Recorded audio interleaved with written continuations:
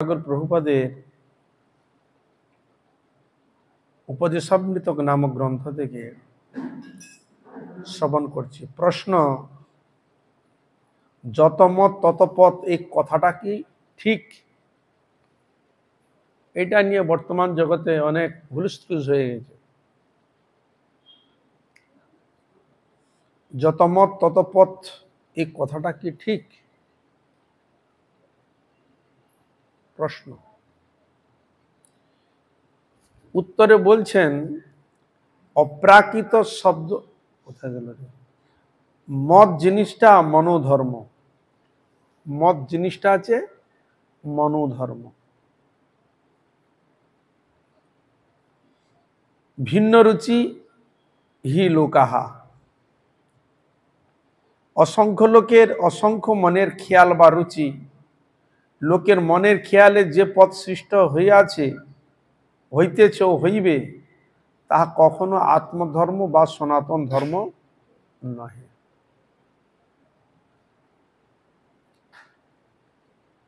দেখুন, আপনার ঘরে যদি 10 জন থাকে না, 10 জনের 10টা মত।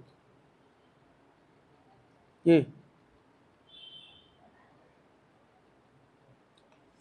আর 10 জন যদি বলে আমার এইটাই ঠিক এইটাই ঠিক, যদি মত সৃষ্টি করে, হবে না।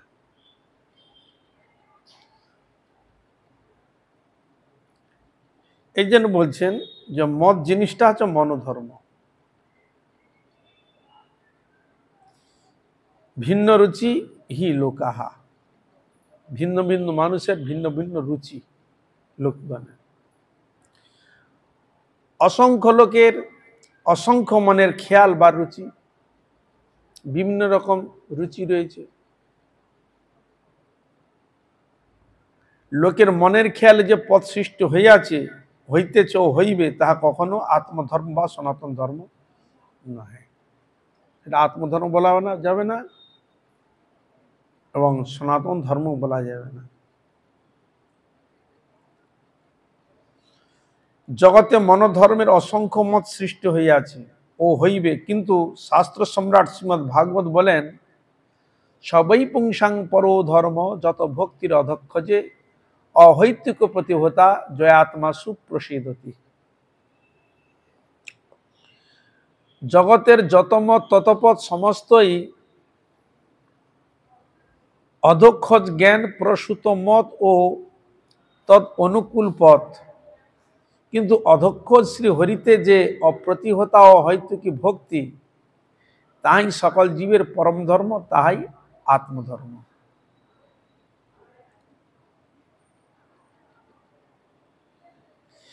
তাহলে বলছে জগতের যত মত তত পথ সমস্তই অক্ষজ জ্ঞান প্রসূত মত। অক্ষজ মানে ভগবত বিষয়ে নয়, ও তৎ অনুকূল পথ, কিন্তু অধক্ষজ শ্রী হরিতে যে অপ্রতিহতা ও অহৈতুকী ভক্তি, তাহাই সকল জীবের পরম ধর্ম, তাহাই আত্মধর্ম। এই জন্য শোনা যায় আত্মধর্ম, দেহ ধর্ম, মনোধর্ম রয়েছে। কিন্তু আত্মধর্মের যখন কথাটা আসবে, সে আত্মধর্মে একমাত্র ভগবত প্রীতি বিধান, আত্মকল্যাণ, সে বিষয়ে বলা রয়েছে, সেটাকে আত্মধর্ম বলা হয়।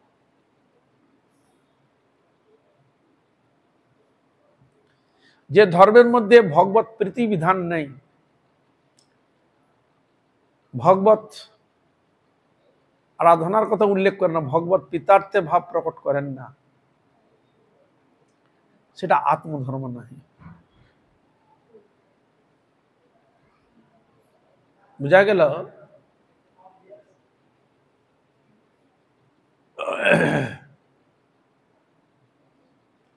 এই জন্য ভাগবত বলছেন সুপ্রসিদ্ধতি, সেটা প্রসিদ্ধি লাভ করেছে। ভগবত প্রীতিবিধান আত্মকল্যাণের বিষয়ে, তাহাই শাস্ত্র আত্মধর্ম শব্দটি সংযোজন করেছে। সকল জীবের পরম ধর্ম, তাহাই আত্মধর্ম। পরমানে শ্রেষ্ঠ আত্মা একমাত্র তদ্বারাই সুপ্রসন্ন হন, অন্যান্য ধর্মমত পথের দ্বারা দেহ মনের কিঞ্চিত প্রসন্নতা হয়। বলছে অন্যান্য যে ধর্ম মতের কথা বলা রয়েছে পথের দ্বারা দেহ মনের কিছুটা প্রসন্নতা লাভ করে মাত্র। বলিয়া দেহধর্মী ও মনোধর্মী মানবগণ ওই সকল শ্রেয় মদ ও শ্রেয় পদকেই মদ ও পদ বলিয়া বরণ করেন।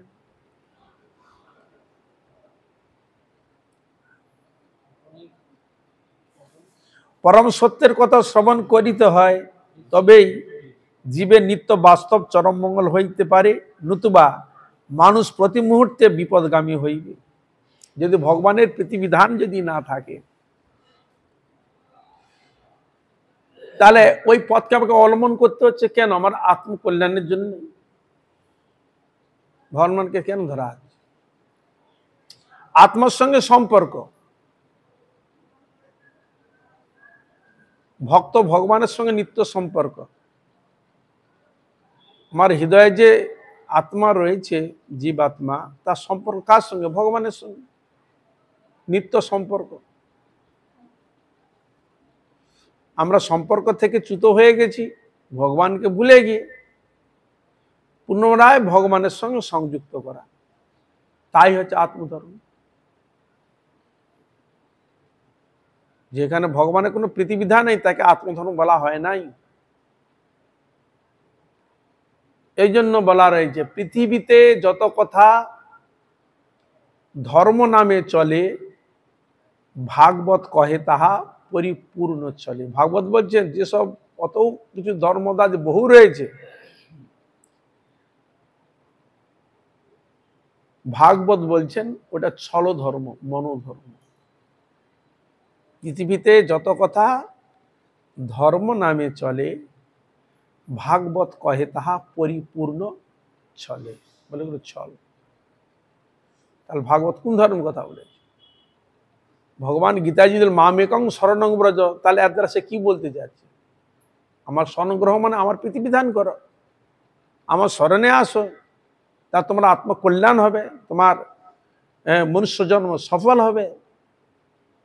তাহলে মানুষ তো কোনো না কোনো ধর্মের মধ্যে তো জড়িত রয়েছে। তাহলে ভগবত ভজনের দ্বারা আত্মকল্যাণ করার জন্য কি উদ্দেশ্য?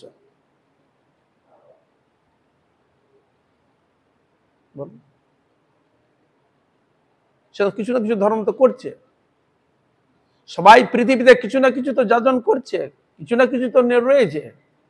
আবার ভগবানকে প্রশ্ন করতে হলে কেন মামেকং শরণং ব্রজ, আবার তাকে বলতে হচ্ছে মামেকং শরণং ব্রজ। পৃথিবীতে মনুষ্য তো কোনো না কোনো তার ধর্ম যাজন করছে, কি সংসারে থাকুক যেখানেই থাকুক না, কিছু না কিছু তারা করেছে। আবার ভগবানকে আবার উল্টে আবার তাকে বলতে হলো মামেকং শরণং ব্রজ। তাহলে এর দ্বারা কি প্রমাণিত হয়? তাহলে ওদের আত্মকল্যাণের জন্য আমার সঙ্গে ওদের সংযোগ নেই, ওরা যেটা করছে ঠিক করছে না, আমার প্রতিবিধান করছে না, যেটা করছে জড় ধর্মের সঙ্গে নিজেকে সংযুক্ত করে রেখেছে। না, ভগবানকে কেন বলতে মামেকং শরণং ব্রজ? বলুন, ভগবানকে বলতে হলো কেন? সবাই যদি ধর্ম করে, যতমত ততমত, সবাই যদি তো কিছু না কিছু করছে, মত সাধ্য ভজন করছে, তাহলে ভগবানকে আবার বলতে হলে কেন? এই তো সত্য ত্রেতা দাপরে, ভগবান তো দাপরে এসে বলছেন কথাটা, মামেকং শরণং, গীতার উপদেশে। তাহলে সত্য যুগে এবং অন্যান্য যুগে যারা করছে তারা ধর্ম ঠিক মতো করেনি পালন। মানুষ যেগুলো করছে তারা ঠিক মতো করে না, তারা আবার তাকে আলাদা করে বলতে হলো কেন মামেকং শরণং ব্রজ? তার এর দ্বারা প্রমাণিত হয় যে আমাকে বাদ দিয়ে যা কিছু করেছে সেটা ধর্ম ঠিক নয়, ঠিক ধর্ম নয়, সেটাই ছল ধর্ম, সেটা মনোধর্ম। আমার সঙ্গে যদি তোমার সংযোগ থাকে, আমার সঙ্গে যদি তোমার প্রীতিবিধান, আমার প্রীতিবিধান যদি তোমরা করো, আমার সঙ্গে তোমার সংযোগ থাকে, তাহলে সেটা ঠিক আছে। তাহলে ভগবানকে সেটা করে কেন বলতে হলো মামেকং শরণং? সবাই তো করছে ধর্ম, তাহলে তো ধর্মপথ কটা হয়েছে? তাহলে বিশ্বে তো কোটি কোটি লোক আছে, কোটি কোটি লোক, তা কোটি কোটি এক একটা মতকে পোষণ করে ধর্ম হয়ে গেল। এই জন্য এখানে ছিল ভক্তিচন্দ্র প্রভুপাদ বললেন যে ধর্ম মন ধর্ম, ওরা মনকলিপ্ত যেগুলো করেছে সেগুলো আত্মধর্ম। ধর্ম বলছে ঠিকই, কিন্তু সেটা আত্মধর্ম নহে, বলার হলো তাৎপর্য আত্মধর্ম নয়, দেহকে কেন্দ্র করে মনকে কেন্দ্র করে যেসব ধর্ম আদি তৈরি হয়েছে, তাহলে চার ভাগ মত অন্যান্য মতকে কেন স্বীকার করছে না বলুন? কারণ চার ভাগ মতরা আছে দেহ ধর্মকে কেন্দ্র করে, তাহলে ওইগুলো তো আবার সেখানে বাদ বিপাদ উঠবে কেন? কিছু না কিছু সে তো তার মত প্রদর্শন করে সে তার তথ্যকে প্রদর্শন করে যাচ্ছেন। তাহলে বলুন, তাহলে তর্ক বিতর্ক উঠলো কেন বলুন? প্রশ্ন, তর্ক বিতর্ক উঠবে কেন? সবাই যদি এক কথায় মেনে নেয় তাহলে তর্ক বিতর্ক উঠবে কেন? তর্ক উঠা তো কোনো কথাই নয়।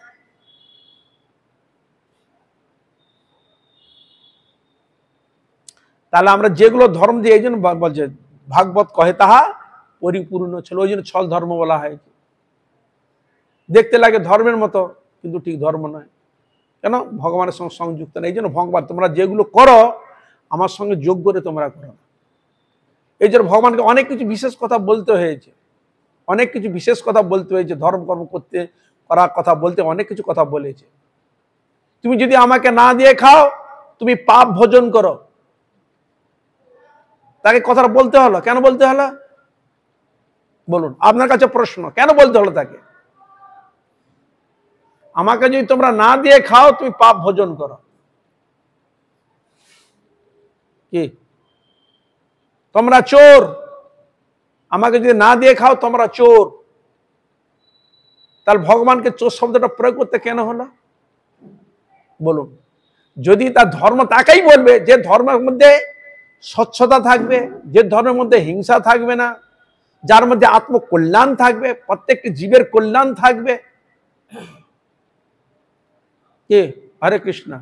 তা চুরি করাটা পাপ? তার আমরা যে ধর্ম করি তার মধ্যে নিশ্চয় পাপ লুকায়িত আছে, অসৎ ভাবনা লুকায়িত আছে, তার মধ্যে কিছু মনের ধর্মকে নিজের স্বার্থ সিদ্ধি আছে, ভগবান প্রীতি নেই বলুন। কিন্তু গীতা খুলে দেখুন না, ভগবান বলেই যাচ্ছে একের পরে এক। বোঝা গেল? হরে কৃষ্ণ। চোর সাব্যস্ত করছে, বিষ্ণামূত্র সাব্যস্ত করছে, আমাকে না দিয়ে খেলে তোমরা চোর, পাপ ভোজন করো ইত্যাদি শব্দগুলো সংযোজন করেছে। তাহলে আমরা যে ধর্ম করি তাহলে আবার ভগবানকে এই কথা আবার বলতে হলো কেন? প্রশ্ন আমার কাছে এইটাই লাগছে, কেন তাকে বলতে হলো উল্টে? আবার সবাই যদি আত্মধর্ম সদ্ধর্মকে যদি ঠিক ঠিক যাজন করে তাকে আবার চেষ্টা করে নিশ্চয় গন্ডগোল আছে, নিশ্চয়ই ঠিক ঠিক মতো যাজিত হচ্ছে না আত্মধর্ম, সত্য ধর্ম ঠিক যাজিত হচ্ছে না, সনাতন ধর্ম, নিত্য ধর্ম, ভাগবত ধর্ম ঠিক ঠিক যাজিত হতে হচ্ছে না, এই জন্য তাকে বলতে হয়েছে কথাটা। তাহলে এই কথাকে আপনি অস্বীকার করবেন কি করে বলো?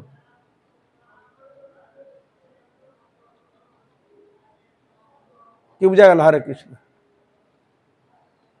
হ্যাঁ বলছেন ওরা যত মত তত মত বলছে, কিন্তু আত্মধর্ম নয়।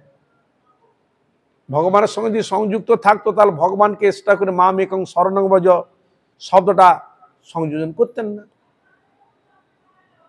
আহার বিহার যে আমরা করি তাকে না দিয়ে খাই, এই জন্য ভগবান বলছে আমাকে না দিয়ে তোমরা যদি খাও ওটা চুরি করে অন্য বিষ্ঠা আদি গ্রহণ করো, আমাকে না দিয়ে খাও আমার জিনিস, তার তোমরা চোর। তাই এর যুক্তিকে আপনি খণ্ডন করবেন কি করে বলুন? ভগবানের মুখশ্রিত বাণী, এটাকে আপনি খণ্ডন করবেন কি করে? আমরা যদি ঠিক ঠিক ধর্মের মতো যদি ঠিক মতো যদি চলি, আবার ভগবানকে চেষ্টা করে শব্দগুলো কেন সংযোজন করতে হলো বলুন?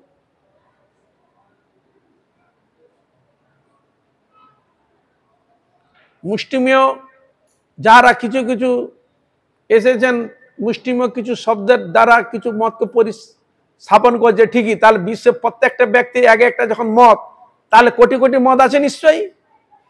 কি এক একটা মত যদি ধর্মপদ বলে আমরা মনে করি, তাহলে বিশ্বে তো কোটি কোটি লোক আছে, তার যে একটা মত প্রদর্শন সেই পথটা ঠিক হবে তো? মেনে নেবেন তো আপনি? ওইটা পথ মেনে নেবেন তো? যে চুরি করেছে বলে এটা আমার, এইটাই হচ্ছে ধর্মপথ, যে চুরি করেছে বলে এটা আমার পথ, এইটা আমার মত, আমি চুরি করবো, ডাকাতি করবো, দরকার মেরে কেটে আমি গ্রহণ করব, এটা আমার ধর্ম। কি বোঝা গেল? আপনি কি করবেন? এই জগতে মানুষ নানা রকম চিত্তবৃত্তিকে মন খেয়াল করছে, অনেক কিছু করছে, তা সেটাকে আপনি পথ বলে মনে করবেন? তো এটা চুরি যদি করেছে বলে আমি চুরি করছি, এইটাই আমার পথ। ডাকাতি করছে বলে এইটাই আমার পথ। আমি অন্যায় করছি, এই অন্যায় করাটাই আমার পথ, মেনে নিবেন তো? তা এই জন্য ভগবান যে আমাদের কাছে যে ধর্ম শব্দটি প্রদর্শন করেছেন, সেটা ভগবত পিতার্থে। এই জন্য আমরা তাকে দিয়ে খাই না, তাকে স্মরণ করে গ্রহণ করি না, না দিয়ে খাই বলেই ভগবান ওই জন্য বলছে আমাকে দিয়ে খাও না, তোমরা চোর, চুরি করে খাচ্ছ, ইত্যাদি বস্তু তোমরা গ্রহণ করছো, পাপ ভজন করছো, শব্দগুলো ওই জন্য সংযোজন করেছে ভগবান। যদি আমরা সত্যি সত্যি ধর্মটিকে চলতাম, তার ভগবানকে এক্সট্রা করে আরো কথাগুলো বলতে হতো না। বুঝা গেল? হ্যাঁ।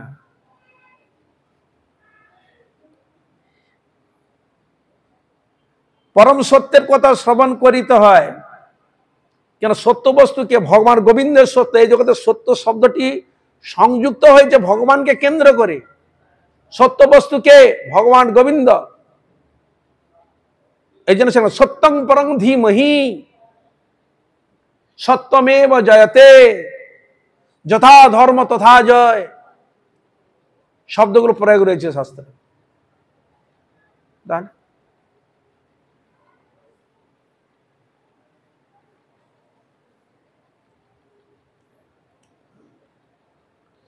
সাধনের ক্ষেত্রে যখন প্রক্রিয়া আদি আরম্ভ হয়েছে দেবদেবীকে কেন্দ্র করে, যে যে দেবদেবীর ভজন করে তারা সেই লোকে যায়, ভগবান শব্দটি সর্জন করেছে। আবার বলছেন ওরা যে সেবা আদি করলে কোনো কোনো জায়গায় বর্ণন করেছে যে ভগবানের এই করলে ভগবানের কাছে তারা যায়, এরকম শব্দ কিছু কিছু জায়গায় সংযুক্ত রয়েছে, কিন্তু সেটা ভগবত প্রীতির নিমিত্তে করতে হয়েছে।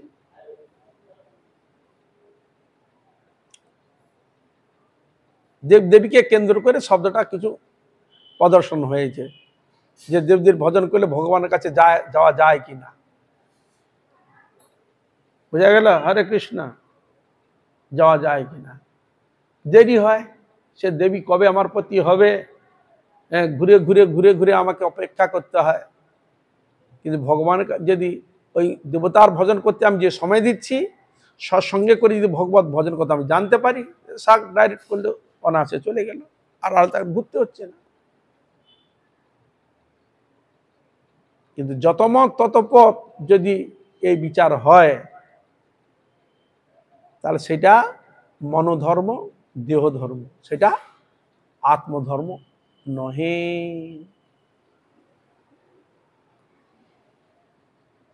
এই পরমাত্মাকে কেন্দ্র করে জীবাত্মা পরমাত্মার সঙ্গে কি সম্পর্ক, এই সম্পর্কে যখন শাস্ত্র আলোচনা হলো, দর্শনাদি শাস্ত্রে, অর্থাৎ ব্রহ্ম জিজ্ঞাসা, ব্রহ্মকে, ব্রহ্মর সঙ্গে আমার কি সম্পর্ক, এগুলো সৃষ্টি কে করেছে, এইসব তথ্য যখন বেরিয়ে এলো, তখন এই প্রসঙ্গগুলো এলো, অর্থাৎ ব্রহ্ম জিজ্ঞাসা।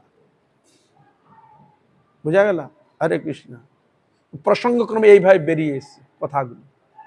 তখন বিভিন্ন শাস্ত্র মুনি ঋষিগণের বক্তব্য, ভগবান ঘোষিত বাণী, অন্যান্য দেবদেবীর ঘোষিত বাণী, ভগবান মুখের মিশ্রিত বাণী, হ্যাঁ, ইত্যাদি, তখন এই শব্দগুলো তখন এসছে ধীরে ধীরে ধীরে। ভৃগু চরিত্রের ক্ষেত্রে সেখানেও দেখা যায়, মুনি ঋষিরা যজ্ঞ করছিলেন, তখন ভৃগু হেসে জিজ্ঞাসা করছেন, তোমরা কার যজ্ঞ করছো, এগুলো কি করছো? না, আমরা হোম যজ্ঞ আদি করবো। কার পিতার্থে করবো? বলে এখন আমরা নির্ণয় করতে পারিনি। তা তোমাকে বলা হলো তুমি যাও, তুমি নির্ণয় করে নিয়ে এসো, কার আমরা ভজন করব, কার উদ্দেশ্য যজ্ঞ করব, তুমি যাও। তাই ভৃগু গেল, ব্রহ্মার কাছে গেলেন, তা প্রণাম করলেন, পরীক্ষা করতে গেছে, প্রণাম করলেন, তোমার রেগে গেলেন অত্যন্ত। তখন ওইখান থেকে উনি চলে গেলেন, শিব ঠাকুরের কাছে গেলেন। শিব ঠাকুরের কাছে এমন উল্টোপাল্টা কিছু শব্দ সংযোজন করলো, শিব ঠাকুর আর স্থির থাকতে পারলেন না, ক্রোধান্বিত হয়ে গেলেন। হ্যাঁ, তখন উনি এখান থেকে চলে গেলেন। একবার সোজা বৈকুণ্ঠে ভগবান তিনি সাহিত্য ছিলেন, একবার পুরো এর মধ্যে শিব লাঞ্ছন বুকের মধ্যে দিলেন, এক চরণ দিয়ে দিলেন। ভগবান, আমি আমার হৃদয় এত কঠোর, আপনি ব্রাহ্মণ, আপনার চরণে লাগেনি তো, আপনার কষ্ট হয়নি তো আমার কঠোর হৃদয়ে? ভগবানের দৈন্য ভাব দেখে যখন বিচার করে দেখলো, সত্য রজতম, রজগুণের মূর্তি হচ্ছেন ব্রহ্মা, তমগুণের মূর্তি হচ্ছে শিবজি মহারাজ, আর সত্যগুণের ভগবান বিষ্ণু। তখন ওই ভৃগু এসে ওদের কাছে বললেন যে একমাত্র ভগবান বিষ্ণু, এই যে যজ্ঞ বই বিষ্ণু, ভগবানের এক নাম যজ্ঞ। যজ্ঞ যদি করতে হয়, প্রীতিবিধান যদি করতে হয়, ভগবান গোবিন্দের প্রীতিবিধান করতে হয়, বলাই রয়েছে। আবার যখন ভগবান মহাভারতের মধ্যে দেখবেন, সেখানে সকলে এসে উপস্থিত, দ্রোণাচার্য, কৃপাচার্য, ভীষ্ম আদি সকলের রয়েছে। কার পূজা আগে হবে? কার পূজাটা হবে আগে? কে পূজা নেওয়ার যোগ্য? সেখানে নির্ণয় চলছে। সে একদিক মুখ দিকে তাকায়, সে মুখ দিয়ে তাকায়, বুঝা গেল? হরে কৃষ্ণ। তখন সহদেব বলছে, আপনারা তো কেউ বলছেন না, যদি আপনি বলেন তাহলে আমি বলতে পারি। বলে একমাত্র পূজার যোগ্য ভগবান বিষ্ণু, ভগবান কৃষ্ণই তিনি আছেন একমাত্র পূজনীয়, ভজনীয়, সবকিছু তিনি। ও তখন ভীষ্মদেবাদী সকলে অনুমোদন করলেন, বুঝা গেল? কিন্তু শিশুপাল, দন্তপক্র আদি ওরা সেটা মেনে নিল না, অন্যান্য যারা ছিল কৃষ্ণর বিরোধী, বুঝা গেল? তাহলে আমরা বুঝতে পারলেন কি ঘটনাটা? ভগবানের সেবা পূজা করা হবে। যদি ভগবান যদি তিনি সেবিত মূল যদি না হতেন, তাহলে ব্রহ্মা শিব থেকে আরম্ভ করে তার স্তুতি করছেন। হ্যাঁ, ভগবান কি আর ভক্তের স্তুতি করে না? হ্যাঁ, ভগবান ভক্তকে সন্তুষ্ট রাখার জন্য, তার সম্মান জগতে প্রকাশ করার জন্য ভগবানও তার ভক্তের স্তুতি আদি করে, বুঝা গেল? ভগবানও ভক্ত বৎসল, তো ভগবান কি না করেন, ভক্তের চরণও ধরে। কে? হরে কৃষ্ণ। তার চরণ ধরলেন মানে তিনি কি হেউ হয়ে গেলেন নাকি? না তার এটা কম হলো? না, ভক্ত বৎসলা হয়তো ভগবান অনেক কিছু করে। তাহলে শুধু আমার চরণ ধুয়ে দিলেন, তার নিজে আসনে বসে দিলেন, সারা রাস্তা হেঁটে গিয়েছে, বিছানা করে দিলেন, বিশ্রাম করছেন, আর কৃষ্ণ গিয়ে চরণ দেওয়াচ্ছে, এটা ভক্তের ভক্ত বাৎসল্য দেখাতেই পারেন ভগবান। তা ওই জন্য ব্যাসদেব বহু কিছু কথা ভগবত বিষয়ের কথা প্রদর্শন করেছে। স্তুতি তো করেছেন, ব্রহ্মা শিবাদি তো স্তুতি করছেই। এটা কিসের দ্বারা স্তুতি করছে? উপাস্য দেব হিসাবে স্তুতি করছে। জং ব্রহ্মা বরুরেন্দ্র রুদ্র স্তুন্নন্তি দিব্যস্তবৈ বেদর্শং সুদীর্ঘান্তি জং সামগা ধ্যানা বস্তুত গতেন মনসা পশ্যন্তি জং যোগিনো যশাস্তন বিদুসুরা সুরাগণাঃ দেবায় তস্मै নমঃ। আবার গীতার মধ্যে সেখানে আবার ব্যক্ত করছেন, একম শাস্ত্রম দেবকী পুত্র গীতম এক দেব দেবকী পুত্র এব এক মন্ত্রস্তস্য নমানি জানিহি কর্মাপক্কং তস্য দেবস্য সেবা। শব্দগুলো সংযোজন করছে। তাহলে এই জন্য ভগবান শ্রী গোবিন্দ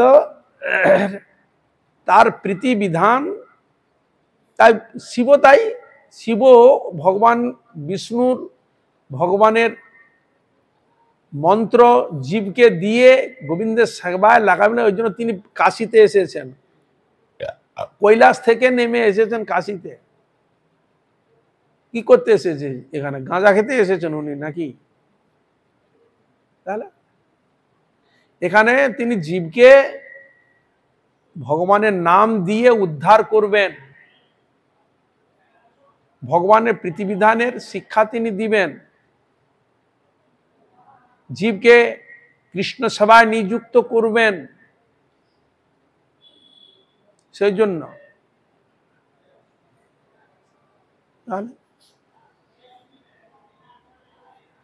এই জন্য এখানে বলছেন যে পরম সত্যের কথা শ্রবণ করিতে হয়, তবে জীবের নিত্য বাস্তব চরম মঙ্গল হইতে পারে। সত্যি তো, চরম মঙ্গল ভগবত ভজন করলেই চরম মঙ্গল।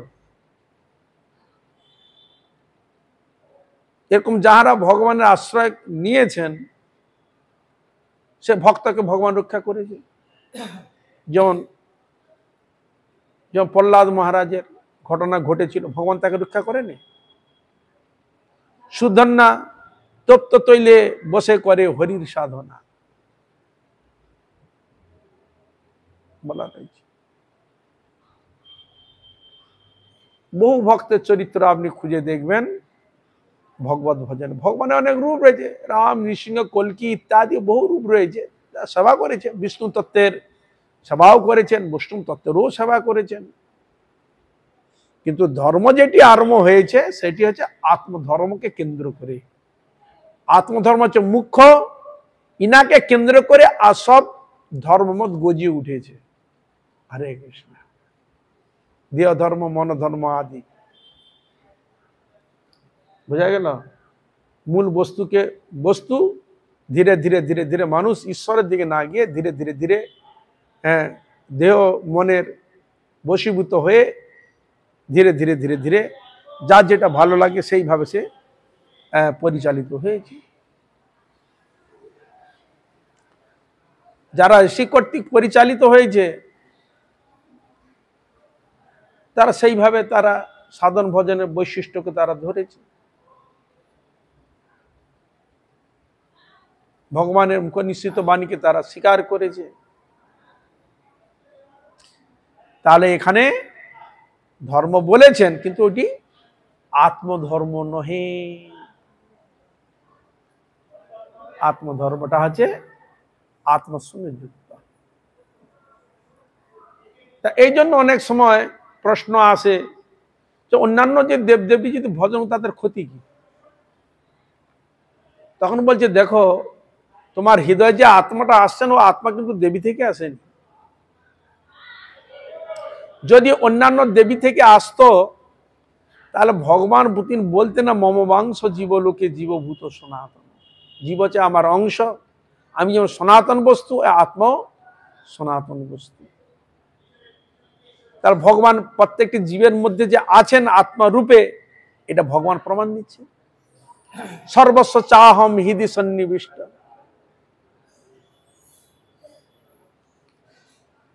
প্রত্যেকটি হৃদয়ে আমি বসে আছি, চাহম। এক জায়গায় আমাদের এক মহারাজ গিয়েছিলেন, কোথায় কোন জায়গায় যেন, সবাইকে চা খেতে দিচ্ছে, চা। তখন বলে আমরা তো চা খাই না।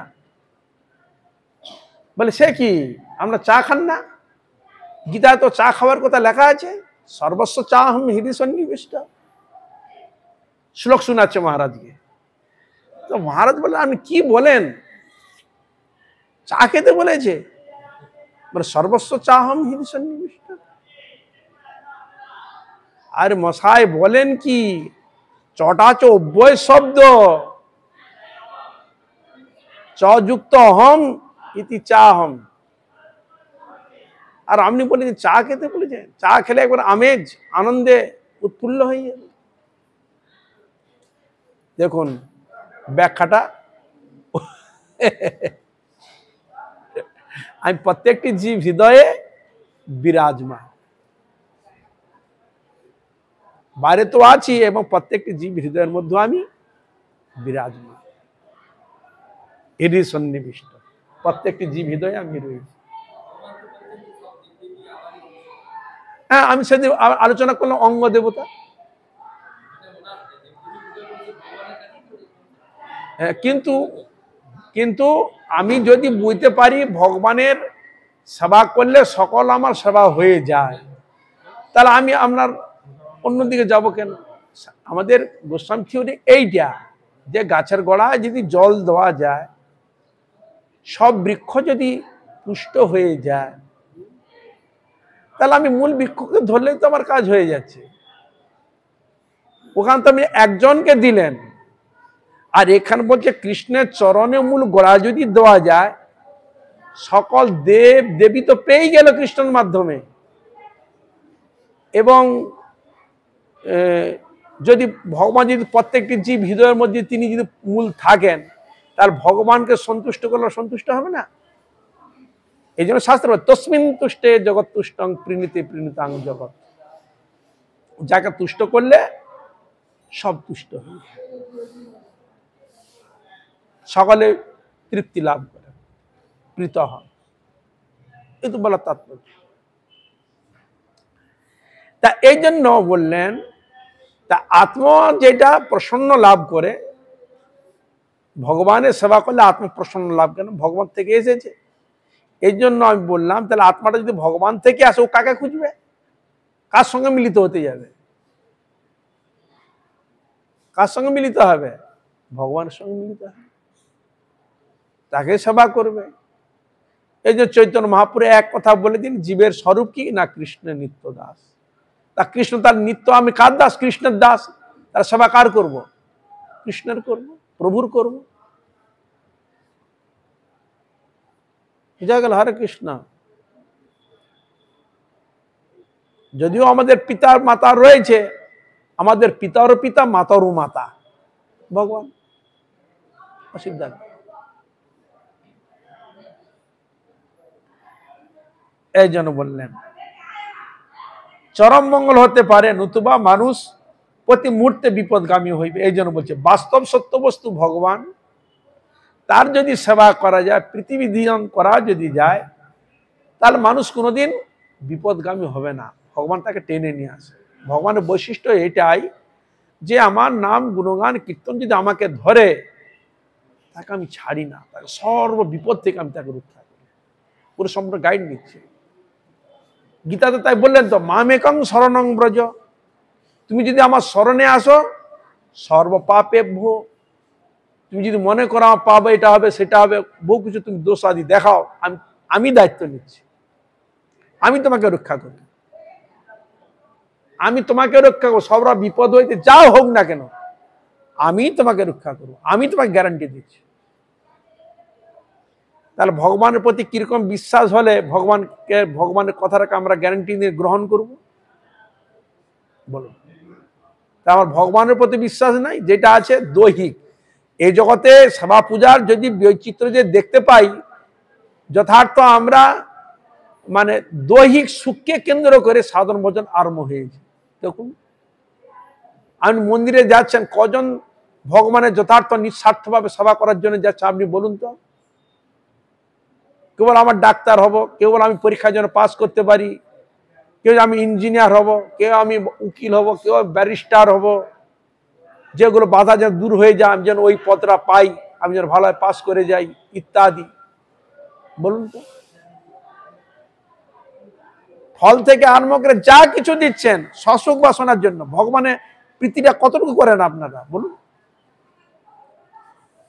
এটা ভগবানের প্রীতি করেন কি সত্যি? বলুন, সত্যি কি করেন আপনারা? তাহলে তার মধ্যে আমার গুপ্ত বাসনা লুকায়িত রয়েছে, তাহলে ওটা ভগবানের ভজন হচ্ছে তো? ভগবান আমরা প্রীতি ঠিক করছি তো? বলুন। ভগবান দিলে, আরে বেটা কোথায় আমার সেবা করবে, সেবা করতে এসে সে বল ঠাকুর এটা তো, ওটা তো, সেটা তো। আরে আমার আগে প্রীতিবিধান কর, আমাকে সন্তুষ্ট কর, আমাকে সন্তুষ্ট কর, আমাকে বলতে হবে না, আমি তো জানি। নিঃস্বার্থভাবে আমার সেবা কর, আমি কি এবার অবুঝ, তোর কি লাগে আমি কিছুই জানি না? আমাকে বলতে হচ্ছে এটা দাও সেটা দাও, বলতে হবে না। তোমার যেটা প্রাপ্তি আমি দিয়ে দেবো, এই জন্য ভগবান গ্যারান্টি নিচ্ছে। অনন্য চিন্তয়ন্তু মাং যে জনা পর্যুপাসতে তেসাং নিত্যাভিযুক্তা নাম যুগক্ষেমম বহম। তাহলে ভগবান নিচ্ছে, ভগবান ব্যবস্থা নিচ্ছে, আমি তার সব ব্যবস্থা করি, গ্রহণ করি, সবকিছু আমি করি। তার ভগবানের দিক দিয়ে বিচার করে দেখলে তিনি সব নিঃস্বার্থভাবে সবকে জীবকে দিয়ে যাচ্ছে, ফেসিলিটি দেওয়ার জন্য বলে যাচ্ছে, কিন্তু আমরা ফেসিলিটি নিচ্ছি না। নিঃস্বার্থভাবে ভগবানের সেবায় আমরা করছি না, যেটুকু করি বাসনা নিয়ে কাছে গিয়ে কোন রকমে দিয়ে ফেলে দিয়ে চলে আসে।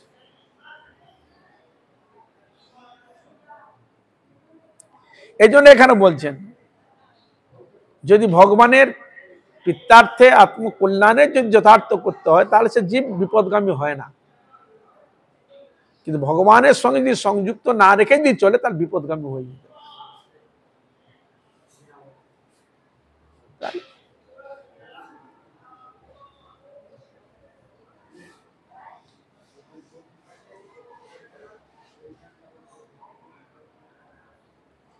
এই জন্য আমাদের ভারতবর্ষে যে ধর্মের আত্মধর্ম, নিত্য ধর্ম, জৈব ধর্ম যত শব্দগুলো সংযুক্ত হয়েছে এগুলো ভগবানের প্রীতি বিধানার্থেই রয়েছে। ভগবানের সেবা করো, ভগবানের প্রসাদী বস্তু জগৎকে দাও, সকলের মঙ্গল হবে। দান করবে, ঠিক আছে, ভালো, ভগবানকে সমর্পণ করো, ভগবানের নিবেদিত বস্তু জগৎকে দাও, ওদের কল্যাণ হবে, সকলের কল্যাণ হবে, তোমারও কল্যাণ হবে। কিন্তু ভগবানের সঙ্গে আপনাকে জুড়তে হবে। ভগবানের সঙ্গে যদি না জুড়া হয় সেটাকে আত্মধর্ম বলা হবে না, সেটাকে মনোধর্ম বলা হবে, দেহ ধর্ম বলা হবে, আত্মধর্ম বলা হবে না।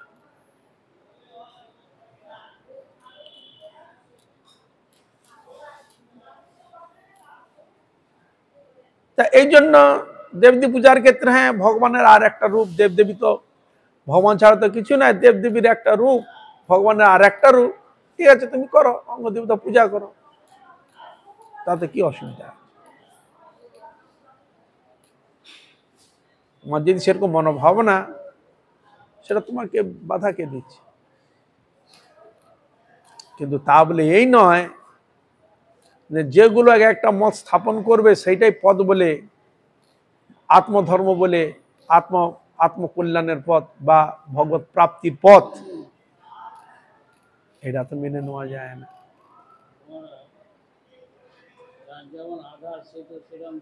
হ্যাঁ সে নিচ্ছে তো, অসুবিধা কি আছে? অসুবিধা কিছু নাই, ঘুরে যাবে, সময় চলে যাচ্ছে, প্রতীক্ষা করতে হচ্ছে।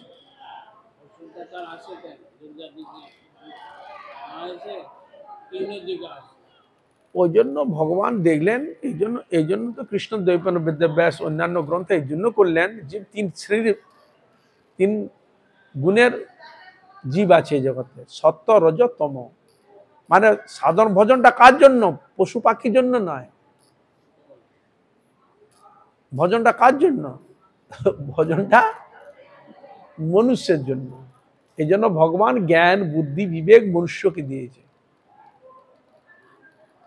তা মনুষ্য যদি আত্মধর্মের মধ্যে যদি চলতো, ঠিক যদি চলতো, তাহলে ব্যাসদেবকে আলাদা করে, বেদকে ভাগ করে এতগুলো পুরাণ, উপনিষদ, দুনিয়া এতগুলো বের করতে হলো কেন?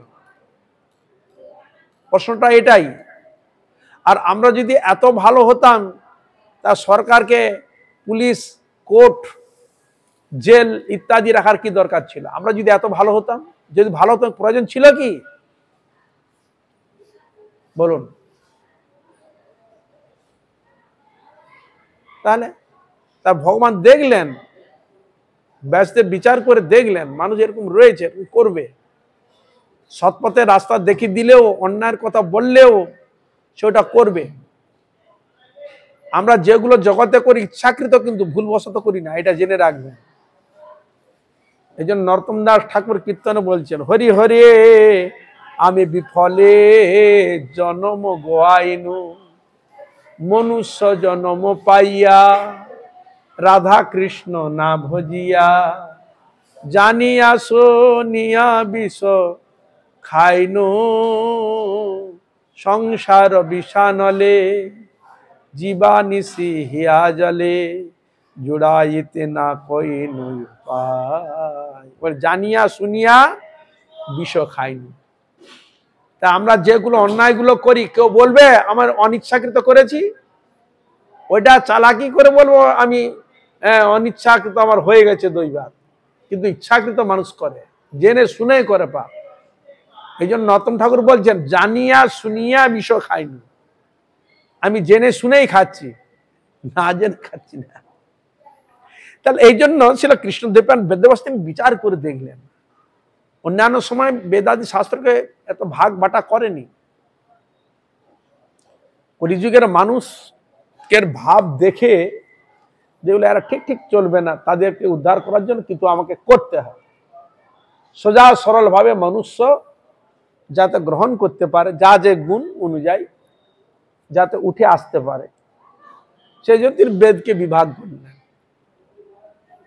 বিভাগ করে বের করলেন, সোজা করে পুরাণ উপপুরাণগুলোকে তিনি প্রচার আদি করলেন। কিন্তু প্রচার করতে গিয়ে শান্তি পেলেন না। তাই ভাগবতী হচ্ছেন সনাতন ধর্মের, কলিযুগের ক্ষেত্রে সনাতন ধর্মের যদি ভগবত প্রীতিবিধান আত্মধর্ম যদি পরিচালনা করতে হয়, তার শ্রীমদ্ ভাগবতই হচ্ছে জাজ্জল্য প্রমাণ। ভক্ত চরিত্র, ভগবানের কিভাবে সেবা করতে হয়, কিভাবে তাকে ডাকতে হয়, কিভাবে আরাধনা করেছেন, ভগবান কিভাবে ভক্তকে কৃপা করেছেন, তার ইতিবৃত্ত গ্রন্থ হচ্ছে শ্রীমদ্ ভাগবত। এই জন্য ভাগবত হচ্ছে বৈষ্ণবানাং প্রিয়ম, বৈষ্ণবগণের অত্যন্ত প্রিয় গ্রন্থ। গ্রন্থ তো অনেক রয়েছে, বর্ণন দিচ্ছে শ্রী ভাগবতম বৈষ্ণবানাং প্রিয়ম, বৈষ্ণবগণের প্রিয়। মানে ভাগবতকে আশ্রয় করলে আর কোনো জিনিসকে আশ্রয় করার প্রয়োজন হয় না, আর দুনিয়াকে দেখার দরকার নেই, ও কি করছে সেকে দেখার কোনো দরকার নেই। ভাগবতকে আশ্রয় করলে, কৃষ্ণ ভজন, কৃষ্ণ নাম, কৃষ্ণ প্রীতিবিধান করলে ব্যাস, এতেই আমার অনায়াসে ভবসিন্ধু পার হয়ে যাবে। কেন আয়ু অল্প, সময় অল্প, চিত্ত বিক্ষিপ্ত, মন অস্থির, যেটুকু করবে ভগবানের নাম গুণগান প্রীতিবিধান করে, এতেই তোমার কলিযুগে ধর্ম অনায়াসে, ভগবত প্রাপ্তি অনায়াসে লাভ হয়ে, ধর্ম অনায়াসে পালন। এই জন্য চৈতন্য মহাপ্রভু এই জন্য নাম দিয়ে গেলেন, নামকে আশ্রয় করো, নামকে আশ্রয় করে ভগবানের প্রীতিবিধান করো, তাহলে তোমার সব প্রাপ্তি হয়ে যাবে। নামের আশ্রয়ের দ্বারা তো সব প্রাপ্তি হয়ে যাবে। ভগবানের সেবা, হরিগুরু বৈষ্ণবের সেবা, সবকিছু এর মধ্যে নিহিত রয়েছে। তাই মহাপ্রভু বললেন। যাই হোক, এই জন্য এখানে বলে, হ্যাঁ মত পথ তো অনেক আছে ঠিকই, কিন্তু বলছে আত্মধর্ম নয়, ভগবানের যে প্রীতিবিধান করাটাই হচ্ছে আত্মধর্মের যথার্থ। এই জন্য শ্লোক বলেছে, শৈবৈ পুংসাং পরো ধর্ম যত ভক্তি অধক্ষচে অহৈতুক প্রতিহতা জয় আত্মাসু প্রসিদ্ধ। তা আত্মা যদি প্রসন্ন নাম লাভ না করলো, তাহলে তাকে ধর্ম করে কি বলা হবে, আত্মধর্ম কি করে বলা হবে? জয় আত্মাসু প্রসিদ্ধ, আত্মা প্রসন্ন হবে। তা কার সেবা করলে আত্মা প্রসন্ন হয়? ভগবান গোবিন্দ। এই জন্য তো মহাপ্রভু বললেন, তার নাম গুণগান কীর্তন করো, তা তোমার আত্মা প্রসন্ন হবে, তুমি আনন্দ পাবে। ভগবানের গুণগান কীর্তন করলে তুমি সুখী হবে, সুখ অনুভব করবে। এই জন্য তো বলার তাৎপর্য। মহাপ্রভু যে দিয়েছেন বিচার বিবেচনা করে জিনিসটাকে ধরিয়েছেন, কিন্তু কাউকে অপমান বা অশ্রদ্ধা না, তা করবে না। যে যে অধিকার আছে তাকে ঠিক শ্রদ্ধা সেইভাবেই করবে, কিন্তু কাউকে অপমান করবে না, কাউকে অবহেলা করবে না, কাউকে দুঃখ দিবে না, হ্যাঁ চলবে, সৎভাবে চলবে, শাস্ত্রে যেগুলো আছে। কিন্তু কিন্তু মানে খেয়াল খুশি মতো বলে দেবো তা হবে না। যেটা প্রযোজ্য, যেটা তিনি বলেছেন সেটাকে ব্যক্ত করতে পারে। আজ এখানে থাক। সকল বৈষ্ণবী ভক্ত সকলের চরণে দণ্ডবত। বঞ্ছা কল্পতরুশ্চ কৃপা সিন্ধু ভৈব